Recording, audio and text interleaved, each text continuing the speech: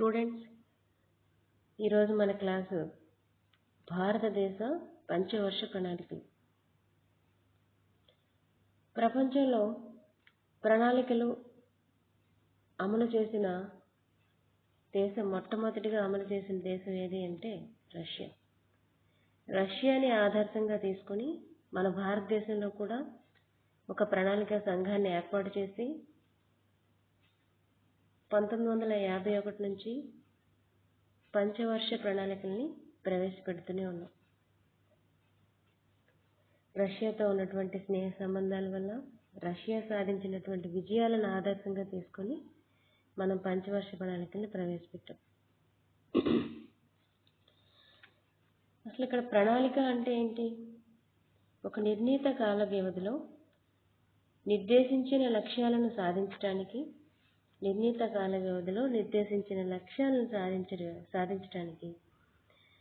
ఆర్థిక వ్యవస్థలోని కార్యకలాపాలన్నింటినీ లక్ష్యాల వైపు నడవడానికి ప్రభుత్వం ఉద్దేశించిన ఆర్థిక కార్యకలాపాలన్నింటినీ సక్రమంగా నడిపిస్తూ ఆర్థిక వ్యవస్థను దానికి అనుగుణంగా నియంత్రణ చేయడాన్ని ప్రణాళిక అని చెప్పవచ్చు. మన భారతదేశంలో ఉన్నటువంటి ప్రణాళికల్ని 5 year ప్లాన్స్ లేదా పంచవర్ష ప్రణాళికలని ఎందుకు అన్నారంటే, భారతదేశంలో ప్రణాళికల్ని ప్రతి 5 సంవత్సరాలకు ఒకసారి ప్రవేశపెడుతున్నారు. భారతదేశ ప్రణాళికల్ని ప్రతి 5 సంవత్సరాలకు ఒకసారి, ఫర్ ఎగ్జాంపుల్ 1951 నుంచి 1956 అట్లా అన్నమాట.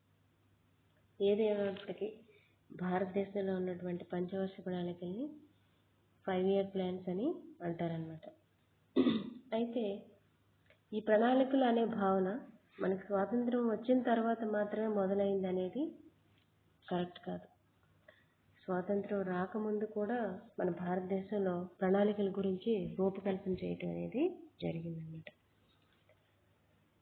అయితే ప్రపంచంలో ప్రతి దేశం కూడా ఆర్థికంగా అభివృద్ధి చెందాలనుకుంటుంది. అలా ఆర్థికంగా అభివృద్ధి చెందాలి అనుకునేటప్పుడు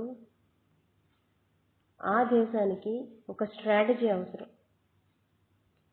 స్ట్రాటజీకి ముందు ఏం అవసరం అంటే లక్ష్యం అనేది అవసరం. సో లక్ష్యాన్ని నిర్ణయించుకొని ఒక స్ట్రాటజీతో అమలుపరుస్తూ ఆ లక్ష్యాన్ని సాధించడాన్ని మనం ఏమని చెప్పొచ్చు అంటే ప్రణాళిక అని అనొచ్చు. అయితే భారతదేశంలో ఈ ప్రణాళిక అనే భావాన్ని ఎవరు మనకు పరిచయం చేశారు అని అంటే 1934లో Mokshagundam Visvesvaraya planned economy for India అనే పుస్తకాన్ని రచించారు. భారతదేశంలో ఇదే మొదటి ప్రయత్నంగా మనం చెప్పవచ్చు. అయితే ఈ పుస్తకంలో ఆయన ఆర్థిక వ్యవస్థ మొత్తాన్ని వృద్ధి చేయడానికి ఎలాంటి ప్రణాళిక ఉండాలనేది చెప్పడం జరిగిందనమాట. తర్వాత 1937లో జవహర్లాల్ నెహ్రూ అధ్యక్షతన ఒక ప్రణాళిక కమిటీని ఏర్పాటు చేయడం జరిగింది. ఈ కమిటీ ఆర్థికాభివృద్ధికి సంబంధించిన అనేక అంశాలని అందులో అధ్యయనం చేయడం జరిగిందన్నమాట. ఇవన్నీ ప్రయత్నాలు మాత్రమే, ఎక్కడా కూడా ఏమీ ఇంప్లిమెంట్ కాలేదు. తర్వాత 1943 సంవత్సరంలో 1943లో 8 మంది సభ్యులతో ముంబై ప్లాన్ అనే దాన్ని ఏర్పాటు చేయటం అయింది. ఈ ముంబై ప్రణాళికను తయారు చేసినప్పుడు వీళ్ళు ఏం చెప్తారంటే జాతీయ ఆదాయాన్ని 3 రెట్లు, తలసరి ఆదాయాన్ని 2 రెట్లు పెంచే లక్ష్యంతో 15 సంవత్సరాలకు సరిపడా ఒక ప్రణాళికను ఏర్పాటు చేయటం జరిగింది. తర్వాత పీపుల్స్ ప్లాన్, దీన్ని తయారు చేసింది ఎవరు అంటే ఎంఎన్ రాయ్.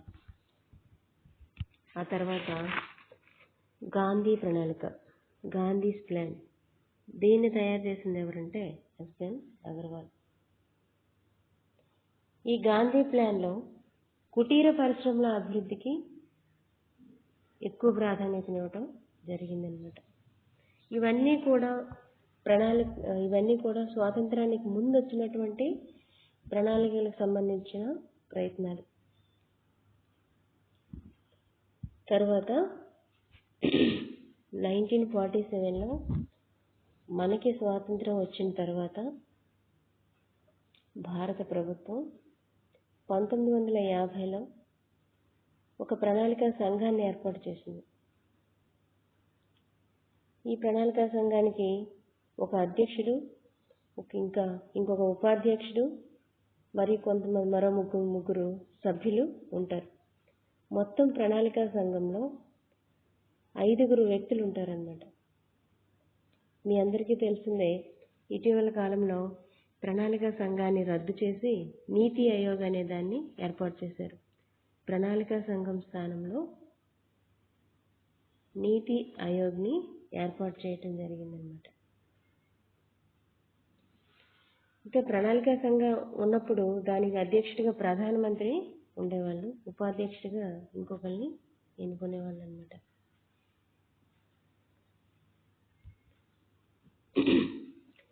ఈ ప్రణాళికా సంఘం ఏం చేస్తుందంటే దీర్ఘకాలిక ప్రణాళికల్ని రూపొందిస్తుంది. ప్రణాళికలను రూపొందించేటప్పుడు ప్రణాళికా సంఘం కానీ, ప్రభుత్వం కానీ, ఆ దేశం కానీ దేన్ని దృష్టిలో పెట్టుకుంటుందంటే ఆ దేశంలో లభ్యమైనటువంటి ఆర్థిక వనరుల్ని, ఎకనామిక్ రిసోర్స్ని, మరియు ఆ దేశం ఎదుర్కొంటున్నటువంటి ప్రధాన సమస్యల్ని, కొరతల్ని దృష్టిలో పెట్టుకొని ముందుగా ఒక ఆర్డర్ ఆఫ్ రిఫరెన్స్, ముందుగా తను ఎలాంటి లక్ష్యాలను సాధించాలో లక్ష్యాలకు కూడా ఒక ఆర్డర్ ఆఫ్ రిఫరెన్స్ ఇస్తుంది అనమాట. ఏ లక్ష్యాన్ని సాధించాలి, దానికి ఎంత ఖర్చు అవుతుంది, ఆ ప్రణాళిక ఖర్చుకి అవసరమైనటువంటి ఎకనామిక్ రిసోర్స్, ఆర్థిక వనరులు ఎక్కడి నుంచి మనం సమకూర్చుకోవాలి, ఇవన్నీ ప్లాన్ చేసేది ఏంటి అంటే ప్రణాళికా సంఘం. ప్రణాళికా సంఘం రూపొందించినటువంటి ప్రణాళికల్ని నేషనల్ డెవలప్మెంట్ కౌన్సిల్ ఎన్డీసీ ఆమోదిస్తుంది. అయితే ఈ ఎన్డీసీలో ఎవరు సభ్యులుగా ఉంటారంటే ప్రధానమంత్రి, ముఖ్యమంత్రులు, ఇతర కేంద్ర మంత్రులు, వీళ్ళంతా కూడా సభ్యులుగా ఉంటారన్నమాట. ఈ నేషనల్ డెవలప్మెంట్ కౌన్సిల్ ఎప్పుడు ఏర్పడింది అంటే 1952లో ఏర్పడింది. ఏది ఏమైనప్పటికీ ప్రతి దేశం ఆర్థికంగా అభివృద్ధి చెందాలి అనుకుంటుంది. ఆ ఆర్థికంగా అభివృద్ధి చెందడం కోసం ఒక ప్రణాళికను రూపొందిస్తుంది. భారత ప్రభుత్వం కూడా ఆర్థికంగా అభివృద్ధి చెందాలి అనుకుంది, దానికోసం ప్రణాళికలు రూపొందించింది. కానీ ప్రతి 5 సంవత్సరాలకు ఒకసారి ఒక ప్రణాళికను రూపొందిస్తుంది. కాబట్టి భారత ప్రణాళికలు ఏమని పిలుస్తామంటే పంచవర్ష ప్రణాళికలు అని అంటారనమాట. స్టూడెంట్స్, ప్రణాళిక అంటే మరొకసారి చెప్పుకుందాం. Plan is an economic mechanism for resource allocation and decision making to achieve goals. Plan is an economic mechanism for resource allocation and decision making to achieve goal. మనం అనుకున్నటువంటి లక్ష్యాన్ని సాధించడం కోసం వనరుల్ని సమీకరించినటువంటి వనరులు ఏ రంగాలకి ఎంత కేటాయించాలో కేటాయించడం, సరైనటువంటి నిర్ణయాలు తీసుకోవటం, అమలుపరచడం, లక్ష్యాన్ని సాధించామా లేదా అనేది చెక్ చేసుకోవటం, మనం అనుకున్న లక్ష్యాల్ని నెరవేర్చామా లేదా, రీచ్ అయ్యామా లేదా అనేది కూడా చెక్ చేసుకోవడాన్ని మనం ఏమని పిలుస్తామంటే ఏ కంప్లీట్ ప్లాన్ అని అంటాం అన్నమాట. ఇందాకే మనం చెప్పుకున్నాం ఏంటి అంటే ప్రణాళిక అనగానే ఒక నిర్ణీత కాల వ్యవధిలో నిర్దేశించిన లక్ష్యాలను సాధించడానికి అవసరమైనటువంటి కార్యకలాపాలను అమలుపరచడాన్ని, ఆర్థిక వ్యవస్థను ఆ లక్ష్యాలకు అనుగుణంగా నిర్దేశించడాన్ని మనం ఏమని పిలుస్తామంటే ఆర్థిక ప్రణాళిక అని అంటాం అన్నమాట. అయితే ప్రపంచంలో ఏ దేశంలోనైనా, మన భారతదేశాన్ని పక్కన పెడితే ప్రపంచంలో ఏ దేశానికైనా ప్రణాళిక అనగానే కామన్ గోల్స్ కొన్ని ఉంటాయి.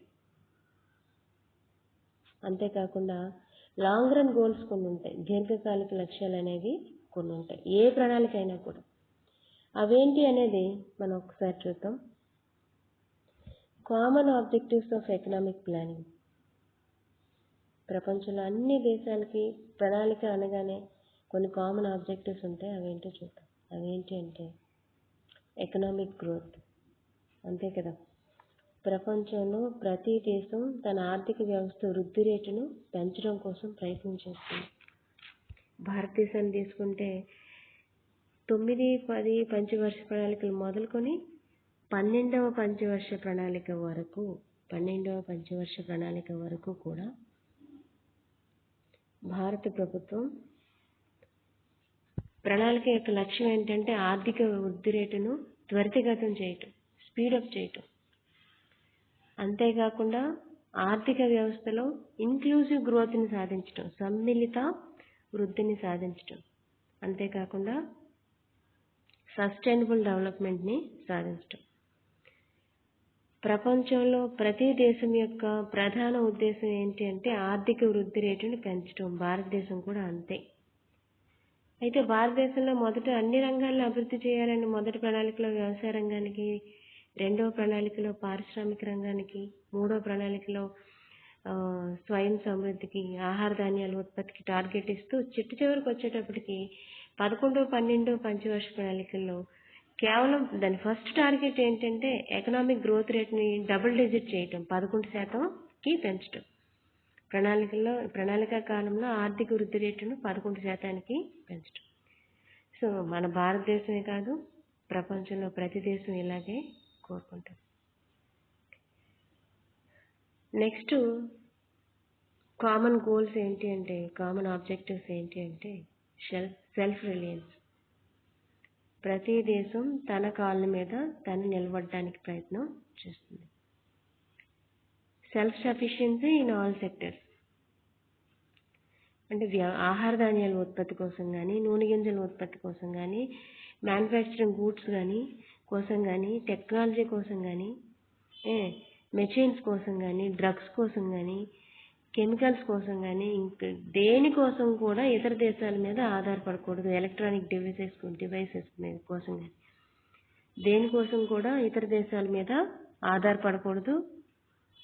మన కాళ్ళ మీద మనమే ఆధారపడాలి. అన్నీ కూడా అదే మన భారతదేశంలో కూడా ఈ మధ్యకాలంలో వింటున్నాం. అదేంటి అంటే మేక్ ఇన్ ఇండియా. అన్నీ కూడా మన దేశంలోనే తయారు చేసుకోవాలి.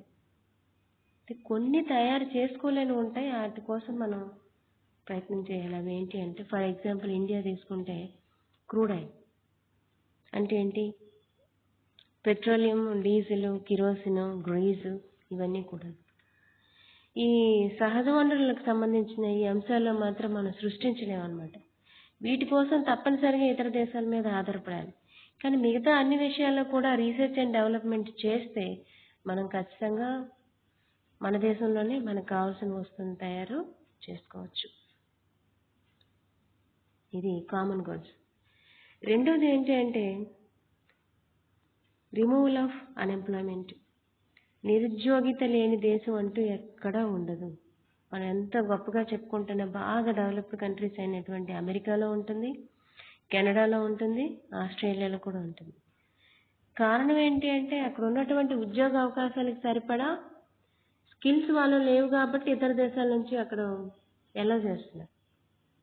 నిరుద్యోగిత మరికొన్ని దేశాలను తీసుకుంటే ఆ దేశంలో స్కిల్స్ ఉన్నప్పటికీ ఉద్యోగం చేయడానికి ఖాళీలు ఉండవన్నమాట. ప్రతి దేశం ఈరోజు ప్రపంచంలో ప్రతి దేశం నిరుద్యోగిత అనే సమస్యతో బాధపడుతూ ఉంది. ఈ నిరుద్యోగాన్ని నిర్మూలించడం అనేది ప్రణాళికల యొక్క ప్రధాన లక్ష్యం. భారతదేశంలో నిరుద్యోగిత వార్షిక వృద్ధి రేటు 2.4 అట్లా 2.7, ఒకసారి 1.7 అట్లా ఉందన్నమాట. చాలా ఎక్కువ. మిగతా దేశాలతో పోల్చుకుంటే భారతదేశంలో నిరుద్యోగిత చాలా ఎక్కువ. కారణం ఏంటంటే జనాభా పెరుగుతున్న జనాభాకు అవసరమైనటువంటి ఉద్యోగ అవకాశాలు మన భారతదేశంలో లేదు. కాబట్టి ఉద్యోగ అవకాశాలు కల్పించాలి అంటే ముందుగా చేయాల్సింది పారిశ్రామిక అభివృద్ధి, తర్వాత సేవల రంగం యొక్క అభివృద్ధి. ఈ రెండింటి అభివృద్ధి దేని వల్ల సాధ్యం అవుతుందంటే కేవలం ప్రణాళికల వల్ల మాత్రమే సాధ్యం అవుతుందన్నమాట. ఇవి common goals. Next common goals ఏంటంటే ప్రతి దేశం యొక్క ప్రధాన లక్ష్యం ఏంటంటే రిడక్షన్ ఇన్ ఇన్కమ్ ఇన్ఈక్వాలిటీస్, ఆర్థిక అసమానతల్ని తగ్గించడం. ఆర్థిక అసమానతల్ని తగ్గించడం.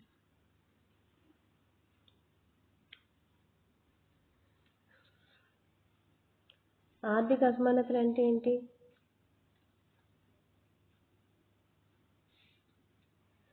దేశ సంపద ఏ కొద్ది మంది చేతిలో కేంద్రీకృతం అయిపోవడం, లేదా మొత్తం జనాభాలో కొద్ది మంది ఎక్కువ జాతీయ ఆదాయాన్ని అనుభవించడం, మరి ఎక్కువ మంది తక్కువ జాతీయ ఆదాయాన్ని అనుభవించడం. ఈ విధంగా అబ్సల్యూట్ ఇన్కమ్ ఇన్ఈక్వాలిటీస్ ఉంటాయి, రిలేటివ్ ఇన్కమ్ ఇన్ఈక్వాలిటీస్ కూడా ఉంటాయి అన్నమాట. అయితే ఆర్థిక అసమానతలతో కూడినటువంటి ఆర్థిక అభివృద్ధి నిజమైన అభివృద్ధి కాదు. దేశం ఎక్కడో దూసుకుపోతుంది, జాతీయ ఆదాయం ఎక్కువగానే ఉంది, కానీ ఆ జాతీయ ఆదాయాన్ని అందరూ ఈక్వల్గా అనుభవించినప్పుడు సాంఘిక న్యాయంతో కూడినటువంటి ఆర్థిక అభివృద్ధి సాధించినట్టు లెక్క కాదు. సో మన నిజమైన అభివృద్ధి అంటే ఏంటి? సమన్యాయంతో కూడినటువంటి ఆర్థిక అభివృద్ధి, సమానత్వంతో కూడినటువంటి ఆర్థిక అభివృద్ధి నిజమైన ఆర్థిక అభివృద్ధి. కాబట్టి ప్రతి దేశం యొక్క లక్ష్యం ఏంటంటే, ప్రతి ప్రణాళికల యొక్క లక్ష్యం ఏంటంటే ఆర్థిక అసమానతల్ని తగ్గించడం. ఇక్కడ ఆర్థిక అసమానతలను తగ్గించడం అంటే ధనికుడిని పేదవాడిగా మార్చడం కాదు, పేదవాడిని పై స్థాయికి తీసుకువెళ్తాం అన్నమాట. అది నెక్స్ట్ ఏంటంటే, next common objectives of plan is elimination of poverty, పేదరికాన్ని నిర్మూలించడం. మన భారతదేశంలో కూడా 5వ పంచవర్ష ప్రణాళికలో ప్రధాన లక్ష్యం ఏంటంటే పేదరిక నిర్మూలన. 4వ పంచవర్ష ప్రణాళిక నుంచే అంటే మొదలు పెట్టారు, కానీ 5వ ప్రణాళికలో గరీబీ హటావో అని నినాదిస్తూ 5వ ప్రణాళిక ప్రధాన లక్ష్యం ఏంటంటే పేదరికాన్ని నిర్మూలించడం. అలాగే ప్రపంచంలో ప్రతి దేశం ప్రధాన లక్ష్యం ఏంటంటే పేదరికాన్ని నిర్మూలించడం. భారతదేశాన్ని తీసుకుంటే స్వాతంత్రం వచ్చినప్పటి నుంచి ఇప్పటి వరకు పేదవారి శాతం క్రమంగా తగ్గుతూ వచ్చింది. దీనికి ప్రధాన కారణం ఏంటంటే ప్రణాళికల్ని అమలుపరచడం. పేదరికం అంటే ఏంటి? కనీస అవసరాలను కూడా తీర్చుకోలేనటువంటి మినిమం నీడ్స్ని కూడా ఫుల్ఫిల్ చేసుకోలేకపోతే దాన్ని మనం ఏమని పిలుస్తామంటే పేదరికం అంటాం. ముందు ప్రజల్ని పేదరికం నుంచి బయటపడేయాలంటే ముందు వాళ్ళ కనీస అవసరాలను అందజేయాలి. ఈ కనీస అవసరాలు ఏ విధంగా అందజేయాలంటే దానికి కూడా ఒక ప్రణాళికను రూపొందించుకోవాలి. కాబట్టి ప్రణాళికల యొక్క ప్రధాన లక్ష్యం ఏంటంటే కనీస అవసరాలని అందించడం. నెక్స్ట్ ప్రణాళికల యొక్క ప్రధాన లక్ష్యాలు ఏంటి అంటే మోడర్నైజేషన్ అంటే దాన్ని మనం ఏం చెప్పొచ్చు అంటే టెక్నాలజీ ఇంప్లిమెంటేషన్ అని చెప్పొచ్చు అన్నమాట. టెక్నాలజీ ఇంప్లిమెంటేషన్ అంటే ఏంటంటే సాంకేతిక పరిజ్ఞానాన్ని అమలు చేయటం వల్ల ఏమవుతుందంటే వనరుల దుర్వినియోగం అనేది ఉండదు.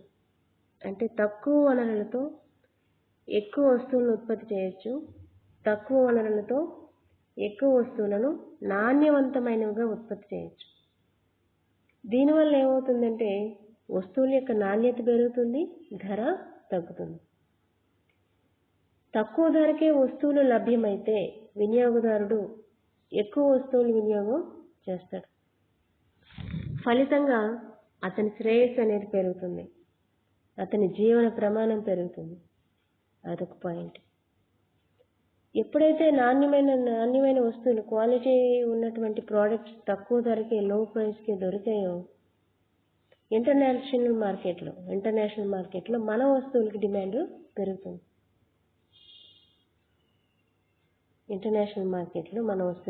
పెరుగుతుంది. మన వస్తువులు ఎక్కువ అమ్ముడుపోయాయి అనుకోండి, ఫలితంగా మనకు ఫారిన్ కరెన్సీ అనేది వస్తుంది. ఆ వచ్చినటువంటి ఫారిన్ కరెన్సీతో మన దగ్గర కొరతగా ఉన్న వస్తువులను కొనుగోలు చేయొచ్చు. ఆర్థిక అభివృద్ధిలో విదేశీ వ్యాపారం కీలక పాత్ర పోషిస్తుంది. అంతేకాకుండా ఫారిన్ కరెన్సీ ఇంకా కీలక పాత్ర పోషిస్తుంది అన్నమాట. ఇది. నెక్స్ట్ మన కామన్ గోల్స్కి వెళ్తే inclusiveness and sustainability of growth. ఇందాకే మనం చెప్పాం, ఇంక్లూజివ్ గ్రోత్ రేట్ని సాధించడం, కొనసాగించగలిగే అభివృద్ధిని సాధించడం ప్రణాళికల యొక్క ఉమ్మడి లక్ష్యం.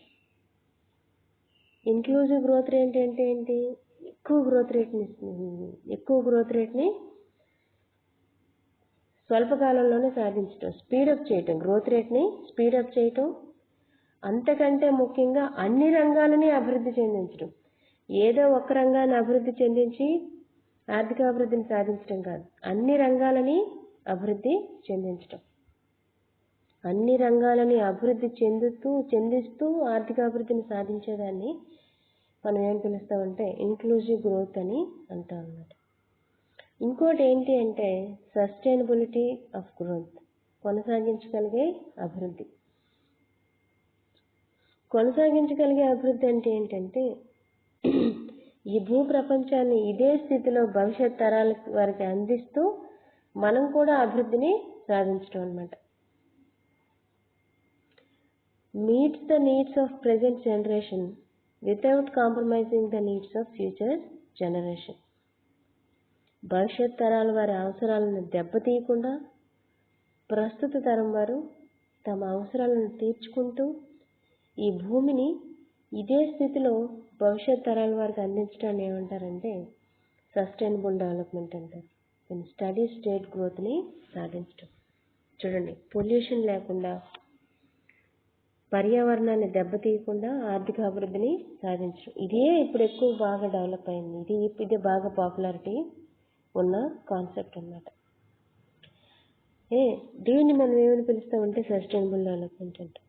డియర్ స్టూడెంట్స్, ప్రపంచంలో ఏ దేశం అయినా కూడా ప్రణాళికలు అమలు చేస్తుంది అంటే ఈ గోల్స్ తప్పనిసరిగా ఉంటాయన్నమాట. ఈ గోల్స్ తప్పనిసరిగా ఉంటాయి.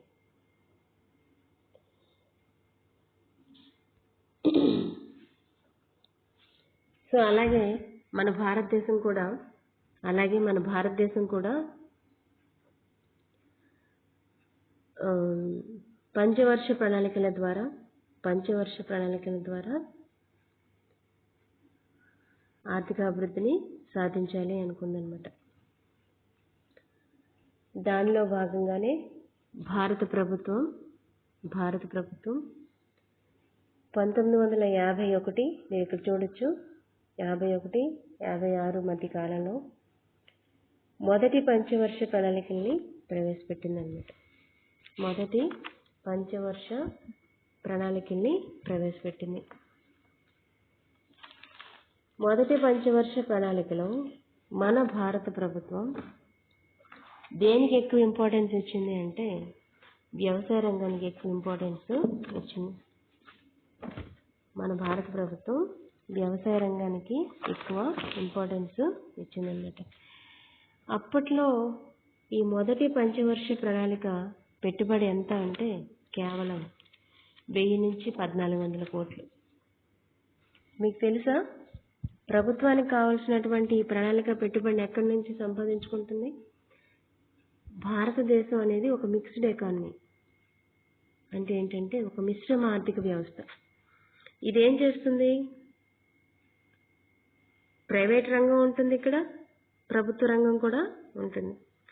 తను అనుకున్న లక్ష్యాలను సాధించడం కోసం ప్రైవేట్ రంగానికి కూడా పార్టిసిపేట్ చేసేలాగా చేస్తుంది. ప్రైవేట్ రంగం పాత్రను కూడా ప్రోత్సహిస్తుంది. అయితే స్వాతంత్రం వచ్చిన తొలి రోజుల్లో ప్రభుత్వ రంగానికి ఎక్కువ ఇంపార్టెన్స్ ఇచ్చింది, కానీ ప్రైవేట్ రంగానికి అంత ఇంపార్టెన్స్ ఇవ్వలేదు. ఎందుకంటే ప్రైవేట్ వ్యక్తులు కానీ సంస్థలు కానీ అంత పెద్ద స్థాయి ఉన్నటువంటి వాళ్ళు ఎవరు లేరనమాట. అప్పట్లో టాటాలు, ఈ ఆదిత్య బిర్లా గ్రూప్స్ తప్ప అంతకంటే పెద్ద సంస్థలేమీ లేవు. కాబట్టి ప్రైవేట్ రంగం వైపు ఎక్కువ మొగ్గు చూపలేదు. కానీ 1991 తర్వాత, 1991 తర్వాత మాత్రం ప్రైవేట్ రంగానికి ఎక్కువ ఇంపార్టెన్స్ ఇవ్వడం జరిగింది. కాబట్టి 1980s వరకు కూడా ప్రభుత్వ రంగానికి పెద్దపీట వేయటం జరిగింది. దీనిలో భాగంగానే మొత్తం పెట్టుబడి అంతా ఏంటంటే ప్రభుత్వ రంగానిదే. ఈ 1400 కోట్లు మొదటి ప్రణాళికలో దేనికి ఎక్కువ స్పెండ్ చేయడం జరిగింది అంటే వ్యవసాయ రంగం. నీటిపారుదల ప్రాజెక్టులు, ఎరువులను ఉత్పత్తి చేసే కర్మాగారాలు, పెస్టిసైడ్స్ ఫ్యాక్టరీస్, తర్వాత ఇంకా వ్యవసాయ యాంత్రీకరణకు సంబంధించినటువంటి ఫ్యాక్టరీలని ఎక్కువ ప్రవేశపెట్టడం జరిగింది. సో వీటన్నిటి వల్ల ఏమైందంటే వ్యవసాయ రంగంలో విపరీతమైనటువంటి వృద్ధి రేటుని సాధించి మొదటి ప్రణాళిక బాగా సక్సెస్ అయిందని మనం చెప్తాం అన్నమాట. వ్యవసాయం, నీటిపారుదల అభివృద్ధికి, ప్రత్యేకించి ఆహార ధాన్యాల ఉత్పత్తి పెంచడం కోసం మొదటి ప్రణాళిక ప్రయత్నం చేసిందని మనం చెప్తాం అన్నమాట. నెక్స్ట్ రెండవ ప్రణాళిక, దీన్ని మనం ఏం పిలుస్తామంటే సెకండ్ 5-year ప్లాన్ అని అంటారు. రెండవ ప్రణాళికను రూపొందించినటువంటి ఆర్థికవేత్త ఎవరు అంటే పిసి మహల్నోబిస్. జూన్ 29 అతని బర్త్డేని మనం ఇండియన్ స్టాటిస్టికల్ డేగా కూడా జరుపుకుంటాం. అంత గొప్ప వ్యక్తి. సిఎస్ఓని, statistical survey of India, survey of ఆర్గనైజేషన్ని స్థాపించడంలో కీలక పాత్ర వహించింది ఎవరు అంటే పిసి మహల్నోబిస్. అతను 4 sector మోడల్, దాన్ని అందరూ ఏమని పిలుస్తారంటే పిసి మహల్నోబిస్ మోడల్ అంటారు. 4 sector మోడల్ ని తయారు చేసి పారిశ్రామిక రంగ అభివృద్ధి ద్వారా ఆర్థికాభివృద్ధిని సాధించాలని రెండవ పంచవర్ష ప్రణాళికల్లో పారిశ్రామిక రంగానికి పెద్దపీట వేయటం జరిగిందనమాట. నిజంగా చెప్పాలంటే రెండవ పంచవర్ష ప్రణాళికల్లో పరిశ్రమలకు ఎక్కువ ప్రాధాన్యతనిచ్చినప్పటికీ ఇండైరెక్ట్గా మన సెల్ఫ్ సఫిషియన్సీ, మన స్వయం సమృద్ధి, మన కాళ్ళ మీద మనం నిలబడే లక్ష్యాన్ని సాధించడం కోసం ఎక్కువ ఇంపార్టెన్స్ ఇచ్చారని చెప్తారు ఆర్థికవేత్త. ఎందుకంటే మన చిన్న గుండె సూది కోసం కూడా ఇతర దేశాల మీద ఆధారపడేవాళ్ళం. అలాంటిది వాటిని మన దేశంలోనే తయారు చేసుకోవాలని చెప్పి పారిశ్రామిక రంగానికి ఎక్కువ ఇంపార్టెన్స్ ఇచ్చింది ఏ ప్రణాళిక అంటే రెండవ పంచవర్ష ప్రణాళిక. ఇది కూడా మొదటి పంచవర్ష ప్రణాళిక లాగానే సూపర్ సక్సెస్ అయిందని మనం చెప్తాం అన్నమాట. దీని పీరియడ్ మనకు తెలిసి ఇందులో రాసింది 1956-61.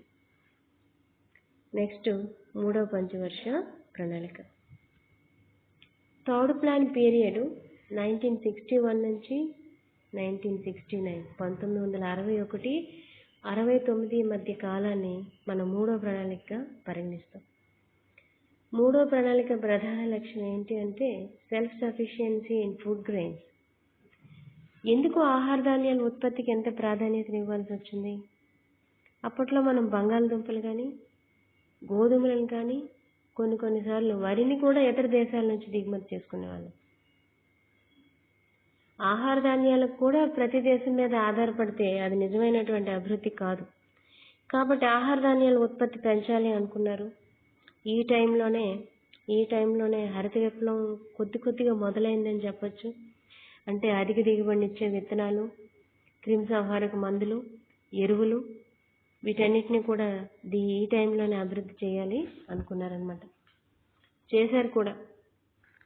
అయితే మొదటి ప్రణాళిక, రెండవ ప్రణాళిక సాధించినంత అభివృద్ధి మూడవ ప్రణాళిక సాధించలేకపోయింది. థర్డ్ ప్లాన్ ఎప్పుడైతే ఫెయిల్యూర్ అయిందో తర్వాత ప్రభుత్వం కొంచెం నిరాశకు గురై వార్షిక ప్రణాళికను ప్రవేశపెట్టింది. 1966 నుంచి 69 వరుసగా 3 సంవత్సరాలు వార్షిక ప్రణాళికలు ప్రవేశపెట్టారు. అప్పుడున్నటువంటి రాజకీయ సంక్షోభం వల్ల కానీ, లేదా కొంచెం ఆర్థిక సంక్షోభం వల్ల కానీ, తర్వాత మూడో ప్రణాళిక ఫెయిల్ అవటం వల్ల కానీ వార్షిక ప్రణాళికల్ని ప్రవేశపెట్టారు. నెక్స్ట్ వచ్చేసి ఏంటంటే నాలుగో పంచవర్ష ప్రణాళిక. నాలుగో ప్రణాళిక ప్రధాన లక్ష్యం ఏంటి అంటే సెల్ఫ్ సఫిషియన్సీ, స్వయం సమృద్ధి, self sufficiency in all sectors, స్వయం సమృద్ధిని సాధించడం. దీని పీరియడ్ ఎంత అంటే 1969 నుంచి 74. వాస్తవానికి ఆర్థికవేత్తలు ఏం చెప్తారంటే 4వ ప్రణాళికలో మన ప్రధాన లక్ష్యం self sufficiency in all sector అని అన్నాం, కానీ ఈ లక్ష్యం మనం రెండవ ప్రణాళికల్లోనే మొదలు పెట్టామని చెప్తారనమాట. ఎందుకంటే పరిశ్రమలకు ఎక్కువ ఇంపార్టెన్స్ ఇవ్వటం వల్ల అప్పుడే మనం సెల్ఫ్ సఫిషియన్సీ సాధించడం మొదలు పెట్టామని చెప్తారు. ఇది 4వ ప్రణాళిక. ఇది కూడా బాగానే సక్సెస్ అయిందనమాట. తర్వాత జనతా ప్రభుత్వం అధికారంలోకి వచ్చింది. జనతా ప్రభుత్వం అధికారంలోకి వచ్చిన తర్వాత 1980-85లో 5వ పంచవర్ష ప్రణాళికను ప్రవేశపెట్టింది. 5వ పంచవర్ష ప్రణాళిక ప్రధాన లక్ష్యం ఏంటంటే పావర్టీ రిడక్షన్. జనతా ప్రభుత్వం వెంటనే కుప్పకూలిన తర్వాత అధికారంలోకి వచ్చిన పార్టీ మళ్ళా కాంగ్రెస్ పార్టీ. మళ్ళా కాంగ్రెస్ ప్రభుత్వం 5వ ప్రణాళికను రెండోసారి తయారు చేసింది. రెండోసారి తయారు చేస్తూ గరీబీ హటావో నినాదాన్ని ఇస్తూ పేదరికాన్ని నిర్మూలించడమే 5వ పంచవర్ష ప్రణాళిక ప్రధాన లక్ష్యంగా పెట్టుకుంది. అయితే ఇక్కడ పేదరికాన్ని ఎలా నిర్మూలిస్తారు?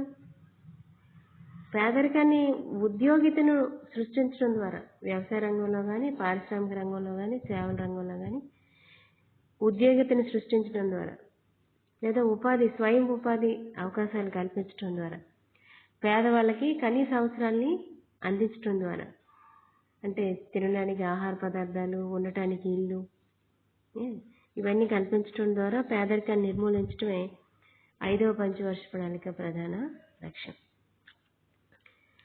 నెక్స్ట్ వచ్చేసి 6వ పంచవర్ష ప్రణాళిక. 6వ పంచవర్ష ప్రణాళిక కాలం ఏంటి అంటే 1980 నుంచి 85.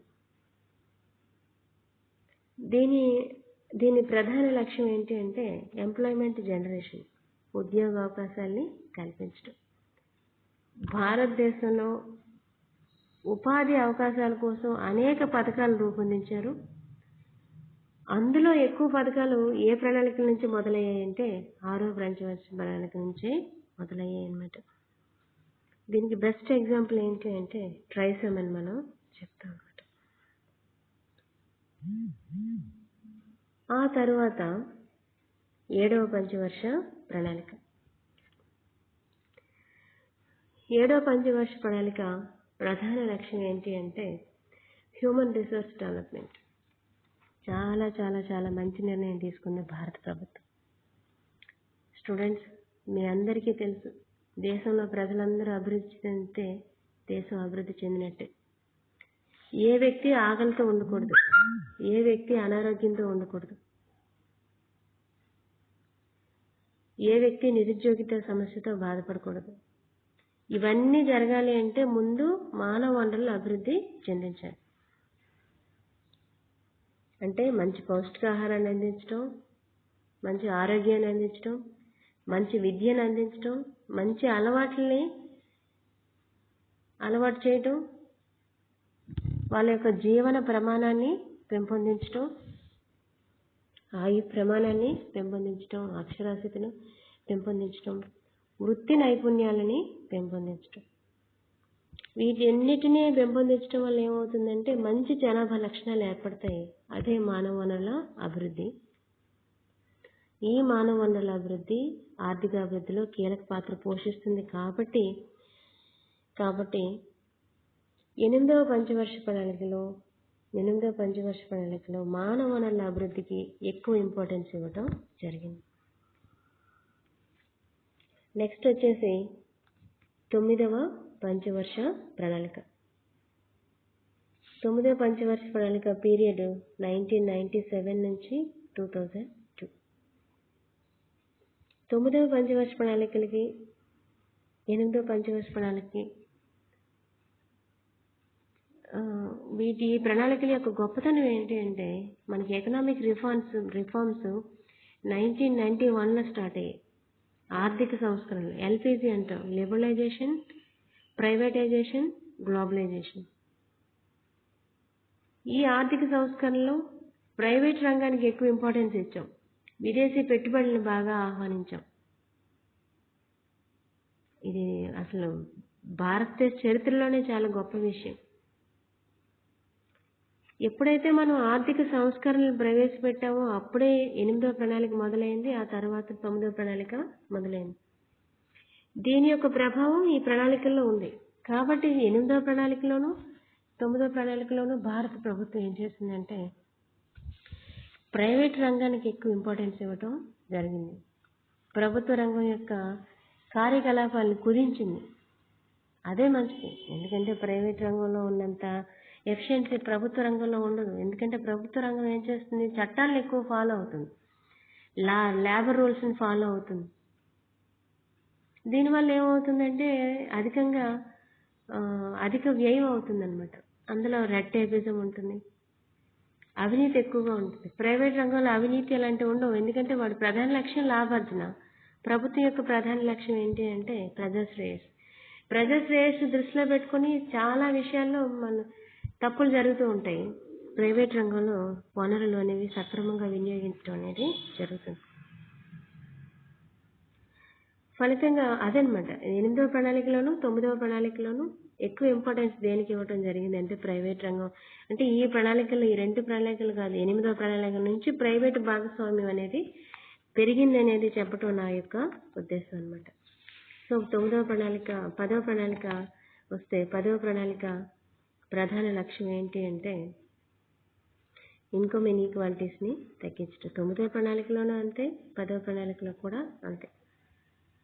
సమానత్వంతో కూడిన సాంఘిక న్యాయంతో కూడిన ఆర్థిక అభివృద్ధి. మన భారత రాజ్యాంగం కూడా అదే చెప్తుంది. Socialistic pattern of society. Income ఇన్ఈక్వాలిటీస్తో కూడినటువంటి economic growth it's not a real economic growth.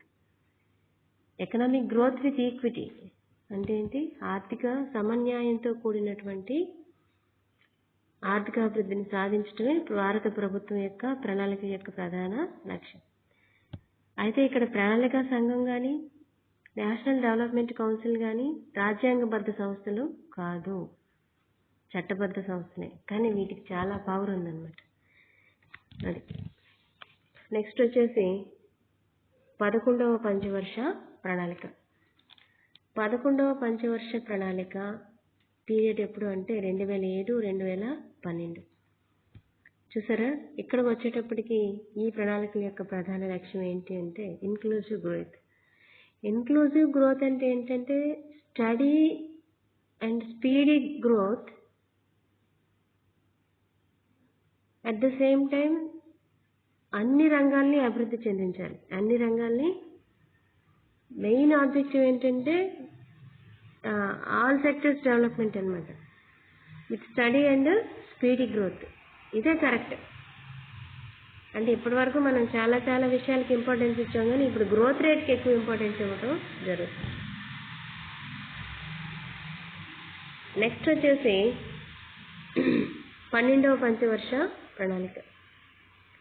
12వ పంచవర్ష ప్రణాళిక ఏంటి అంటే దాని యొక్క ప్రధాన లక్ష్యం ఏంటి అంటే సస్టైనబుల్ డెవలప్మెంట్. ఇందాకే మనం మాట్లాడుకున్నాం, కొనసాగించగలిగే అభివృద్ధి.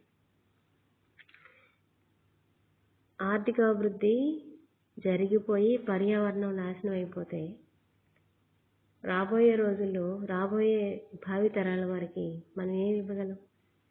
మన అవసరాలు తీర్చుకోవడం కోసం వనరుల్ని దుర్వినియోగం చేస్తూ పర్యావరణాన్ని నాశనం చేసేసాం అనుకోండి, అది కూడా నిజమైన అభివృద్ధి కానే కాదు. నిజమైన అభివృద్ధి అంటే ఏంటి? నిజమైన అభివృద్ధి అంటే ఇన్ఈక్వాలిటీస్ని తగ్గించాలి, పేదరికాన్ని తగ్గించాలి, పర్యావరణాన్ని కాపాడాలన్నమాట. అందుకే వాళ్ళు చెప్తారు, ప్రస్తుత తరం వారు తమ అవసరాలను తీర్చుకుంటూ భవిష్యత్ తరాల వారి అవసరాలను దెబ్బతీయకుండా ఈ భూ ప్రపంచాన్ని వాళ్ళకి అందించాలి. మన అవసరాలు తీరాలి, మనం ఆర్థికంగా అభివృద్ధిని సాధించాలి. ప్రపంచంలో అన్ని దేశాల కంటే మనం ముందంజలో ఉంటూనే భవిష్యత్ తరాల వారి అవసరాల్ని దెబ్బతీయకుండా ఉండేదే నిజమైన అభివృద్ధి. దీనినే 12వ పంచవర్ష ప్రణాళిక లక్ష్యంగా ఏర్పాటు చేయటం జరిగింది. డియర్ స్టూడెంట్స్, ఇవన్నీ కూడా భారత ప్రభుత్వం యొక్క పంచవర్ష ప్రణాళికల ప్రధాన లక్ష్యాలు. అయితే ఇటీవల కాలంలో ప్రణాళికా సంఘం రద్దయింది. దాని స్థానంలో నీతి ఆయోగ్ని ఏర్పాటు చేశారు. మన సిలబస్లో నీతి ఆయోగ్ కూడా ఉంది. ఈ టాపిక్ గురించి మనం తర్వాత మాట్లాడుకుందాం.